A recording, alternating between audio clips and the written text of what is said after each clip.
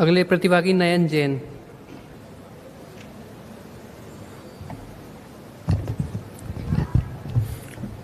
कि 7 सुरों को मिलाकर एक लय बोले, कि 7 सुरों को मिलाकर एक लय बोले, भवानी के सिंह की भांति निर्भय बोले, और जिनके रगों में हो मां भारती का खून वही भारत माता की जय बोले। बोले भारत माता की। महोदय, आज हम यहाँ एक ऐसे विषय पर चर्चा करने के लिए एकत्रित हुए हैं जो ना सिर्फ भारत के वर्तमान को मजबूत करेगा अपितु भारत के भविष्य को एक नई दिशा देने का कार्य करेगा। केंद्रीय बजट 2026 सिर्फ एक बजट मात्र नहीं, यह युवा शक्ति ड्रिवन बजट है।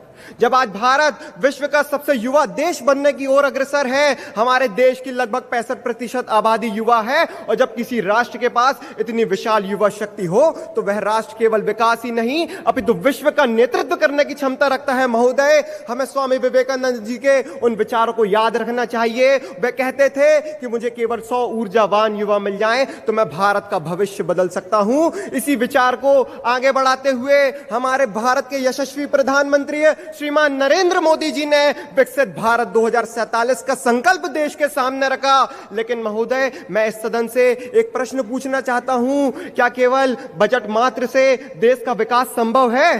क्या केवल सरकार विकसित भारत निर्माण कर सकती है? नहीं महोदय, विकसित भारत की असली नींव है भारत का युवा। इसलिए केंद्रीय बजट 2026-27 में युवाओं को सशक्त करने के लिए 1.39 लाख करोड़ रुपए का प्रावधान किया जाता है, जो कि पिछले वर्ष से 8.27% बढ़ा जाता है।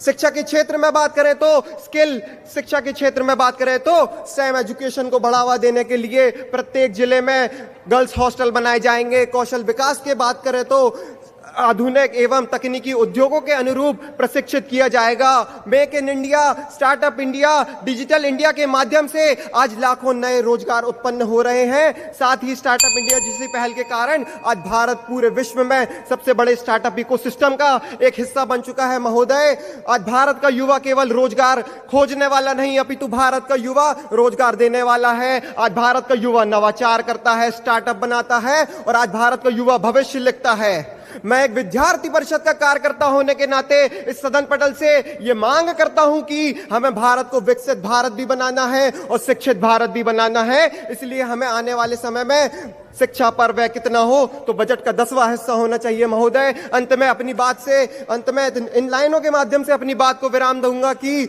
लहरों को साहिल की दरकार नहीं होती, कि लहरों को साहिल की दरकार नहीं होती, हौसला बुलंद हो तो कोई दीवार नहीं होती। और जलते हुए चिराग ने आंधियों से कहा कि जलते हुए चिराग ने आंधियों से कहा, उजाला देने वालों की कोई हार नहीं होती, उजाला देने वालों की कभी हार नहीं होती। धन्यवाद।